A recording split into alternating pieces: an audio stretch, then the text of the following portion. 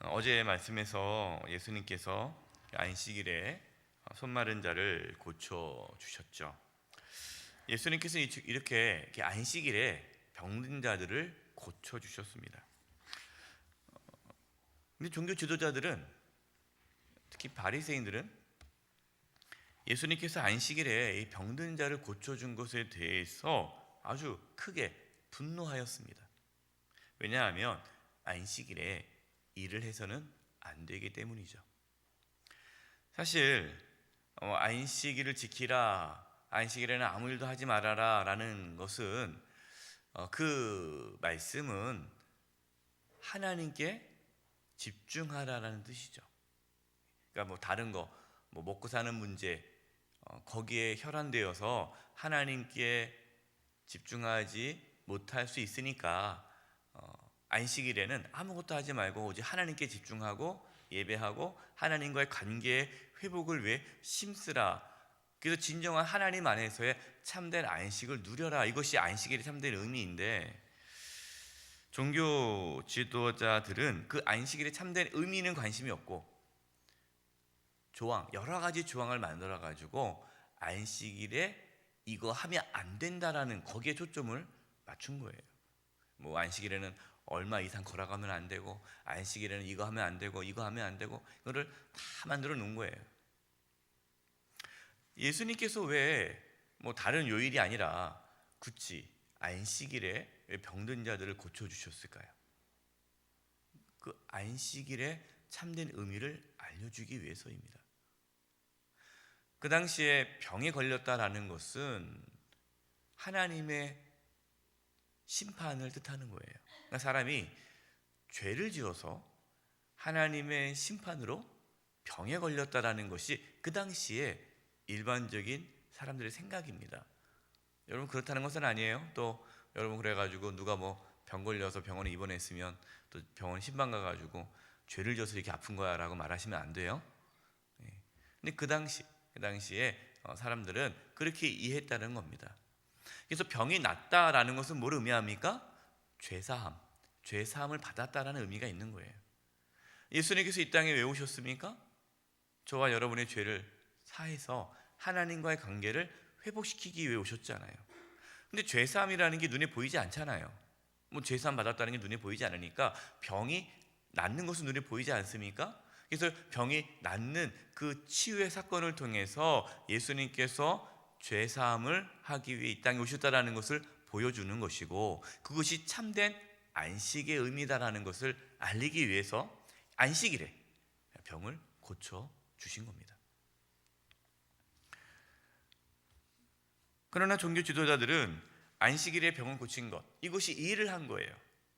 그래서 안식일을 범한 예수님을 정죄하고 비난했습니다. 그런데 계속 예수님은 안식일에 병을 고쳐주는 겁니다. 사람들이 종교 지도자들, 바리새인들을 따르고 그들을 추종하는 것이 아니라 점점 그 백성들의 마음이 예수님께로 가는 겁니다. 그러자 종교 지도자들은 예수님을 죽이려고 이제 계획을 세웁니다. 14절이에요. 바리새인들이 나가서 어떻게 하여 예수를 죽일까 의논하거늘. 바리새인들은 어떻게 하면 예수님을 죽일 수 있을지 의논하기 시작합니다. 여러분, 예수님께서 죽으실 만한 일을 했습니까? 그렇지는 않죠. 죽어가는 사람들을 살려준 거잖아요. 병든 자를 고쳐준 거 아닙니까? 칭찬받기에 합당하신데 왜 바리새인들은 예수님을 죽이려고 할까요?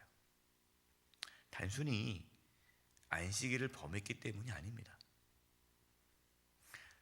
사람들이 예수님을 따르기 때문이에요. 그러니까 자신들의 세력이 약화되는 것이 두려워서 예수님을 죽이려고 한 것입니다. 우리도 이처럼 겉으로는 하나님의 뜻에 순종한다 하면서 자신의 이익을 쫓아갈 수 있습니다. 명분은 뭐예요? 명분은 하나님의 뜻이다라고 말을 해요. 명분은 신앙을 내세워요. 그러면서 자신의 생각을 고집할 수가 있어요. 그렇기 때문에 우리는 늘 하나님 앞에 정직하게 자신을 돌아보아야 합니다. 자기를 부인하고 자기 십자가를 지고 예수님을 따르고 있는지, 정말 이 일이 하나님의 뜻인지 아니면 나의 유익을 쫓는 건지 정직하게 돌아볼 수 있어야 됩니다. 15절입니다.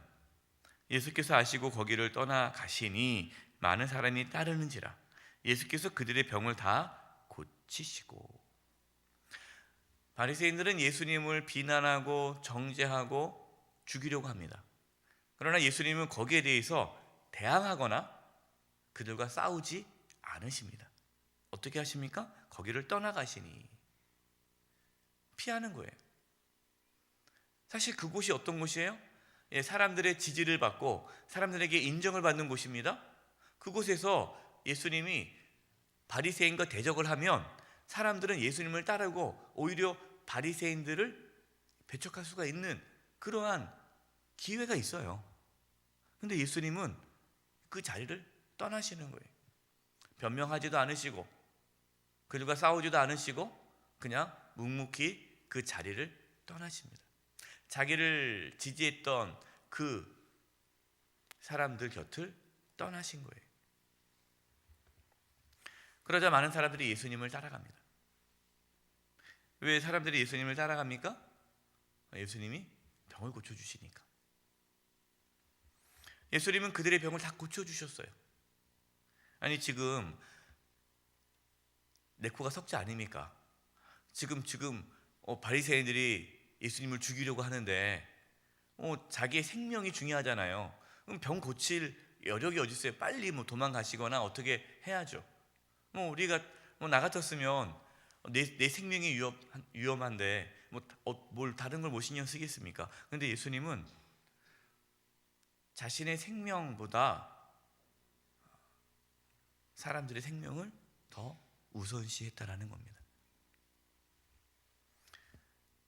예수님은 자신의 생명의 위협 가운데서도 하나님께서 주신 사명을 끝까지 완수하셨습니다. 예수님은 자신의 개인의 문제보다 하나님의 뜻을 이루는데 우선순위를 두셨습니다. 그리고 16절입니다. 자기를 나타내지 말라 경고하셨으니, 예수님께서 병을 고쳐주시면서 자기를 나타내지 말아라 이 경고하셨어요. 여러분, 세상적으로 본다면 자신을 나타내야 되지 않겠어요? 예수님이 어떤 분인지, 또 예수님께서 이런 병을 고쳐주셨다, 예수님이 이런 능력이 있다, 이것을 나타내야 자신을 위협하는 그 세력들로부터 보호받고 또 그들을 대항할 수 있지 않겠습니까? 사람들을 모아야 되잖아요. 자신의 세력을 키워야 되잖아요. 그러나 예수님은 자신을 드러내고 자신의 세력을 키우는 것에는 관심이 없었습니다. 예수님은 묵묵히 하나님께서 주신 구원의 사명을 완수하기 위해 고난의 길을 걸어가셨습니다. 저와 여러분도 그렇게 살아갈 수 있기를 바랍니다. 자신의 세력을 만들고 어떤 자신의 힘을 과시하고 자신을 드러내는 데에 힘쓰지 말고 하나님께서 우리에게 주신 사명을 위해 묵묵히 그 사명의 길을 걸어갈 수 있기를 바랍니다. 예수님은 이사야 예언의 말씀대로 살아가셨습니다. 이제 예언의 말씀이 17절, 이는 선지자 이사야를 통하여서 말씀하신 바 하면서 이사야를 통해서 하나님께서 보낼 그리스도 메시아는 이렇게 살아간다라고 이사야 선지자를 통해서 주신 말씀인데요, 그것이 이제 19절입니다. 우리 19절 말씀을 같이 한번 읽어보겠습니다. 시작.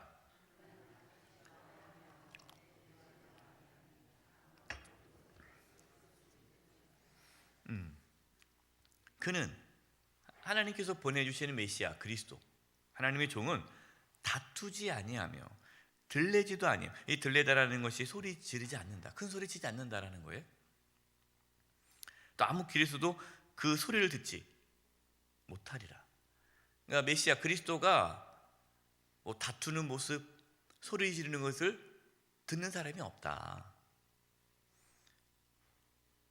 이 말씀대로 예수님은 다투지 않으셨어요. 바리새인들과 다투지 않으시고 그냥 그 자리를 피하신 겁니다. 우리도 그렇게 살아가야 되는 거예요. 우리가 하나님 일을 하다 보면 억울한 일을 당할 수가 있어요. 우리가 믿음의 길을 걷다 보면요, 억울한 일을 당할 때가 있습니다. 그럼 그때 어떻게 하는 거예요? 다투지 않는 거예요. 그냥 당하는 거예요. 뭐 싸우는 게 아니에요.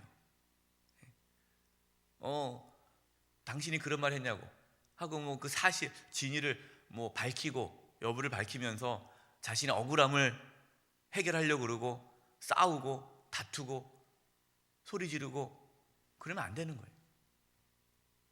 그냥 묵묵히 그냥 주님의 길을 걸어가는 거예요.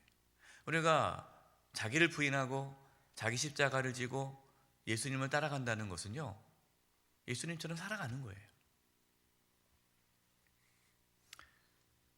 여러분 다투지 마시기 바랍니다. 억울한 일을 당해도 싸우지 마십시오. 주님은 다 아세요. 자신을 드러내려고 소리치지 마세요. 묵묵히 주님께서 주신 사명을 그냥 감당하시기 바랍니다. 20절입니다. 상한 갈대를 꺾지 아니하며 꺼져가는 심지를 끄지 아니하기를 심판하여 이길 때까지 하리니. 예수님께서는 상한 갈대를 꺾지 않으시고 꺼져가는 심지를 끄지 않으시는 긍휼의 주님이시다라는 말씀이에요. 지금 사람들이 예수님께 오지 않습니까? 근데 예수님께서 지금 저리 가라고, 지금 내 코가 석자인데 뭐 내가 어떻게 그걸 하겠냐고, 난 이제 바리새인들 죽이려고 하니까 난 이제 이거 안 하겠다고, 이렇게 하지 않으신 거예요. 예수님은 우리의 연약함을 친히 담당하기 위해 오셨잖아요. 이 십자가 길을 걸어가신 겁니다.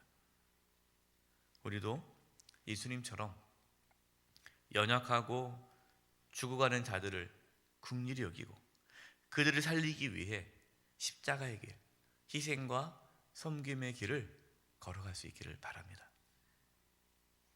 우리는 살기 위해 사는 자들이 아니에요. 저와 여러분은 죽기 위해 사는 자예요. 이것이 우리 교회 또 설립 말씀입니다. 하늘의 밀이 땅에 떨어져 죽어야 많은 열매를 맺는 것처럼 우리는 예수님을 따라 십자가의 길, 그 길을 걸어가는 거예요. 바리새인들은 자신들의 기득권을 지키기 위해 병든 자를 고쳐주시는 그 예수님을 죽이려고 혈안되었습니다. 그러나 예수님은 하나님의 사명을 이루기 위해 자신의 목숨을 내어 놓으셨습니다. 여러분, 우리는 어떻게 살아가야 할까요? 내 것을 지키고 내 것을 더 움켜쥐기 위해서 나를 대적하고 나를 적대하는 자들을 싸워 그들을 죽이는 삶을 살아야 됩니까? 아니면 예수님처럼 묵묵하게 하나님께서 우리에게 주신 사명, 그 십자가의 길을 걸어가야 하겠습니까? 저와 여러분은 오늘도 예수님처럼 묵묵히 십자가의 길을 걸어가는 저와 여러분 되기를 간절히 축원드립니다. 기도하겠습니다. 하나님 아버지, 저희들이 믿음이 없어서 때로 억울함을 호소하고 싸우고 다투고 자기를 드러내는 그런 모습들이 있습니다.